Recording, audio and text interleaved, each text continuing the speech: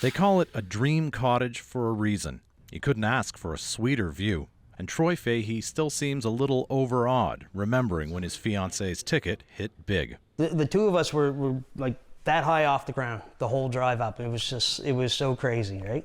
They call it a cottage, but it's really a luxury seaside home with a view of Chester Basin, south of Halifax.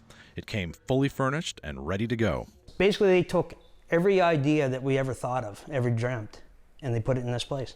But Fahey and his family aren't ready to move in quite yet. He works as an industrial cleaner in Halifax. His fiancée is a roofer, and the kids are still in school. He wants to move here in 5 or 6 years' time. We came up with the idea, put it on Airbnb. The money from that will help pay the taxes and, if there's any upkeep or anything like that, plus the other bills that come in with it, your power and whatnot. Fahey says his guests love the place, but they don't feel all that welcome in the neighborhood. The old stink eye, like they'll wave to certain neighbors and they'll just put their nose up in the air and walk away. At $400 per night, it's not the vibe he was hoping for. And I feel really bad because they're coming from all over the world. I mean, we got them from Texas, from Scotland. We just had some guests leave from the Middle East.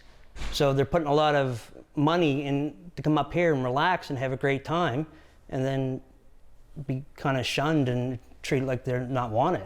He says some residents have even complained to his guests directly.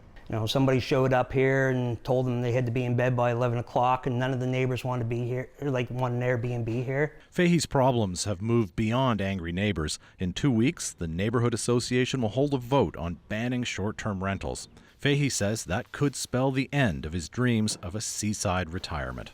We would have to penny pinch it. We wouldn't have much of a life, right? It's just every ounce of money that we'd have to put it off to the side so that we can keep this place.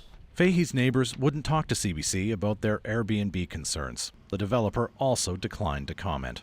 Jack Julian, CBC News, Chester Basin.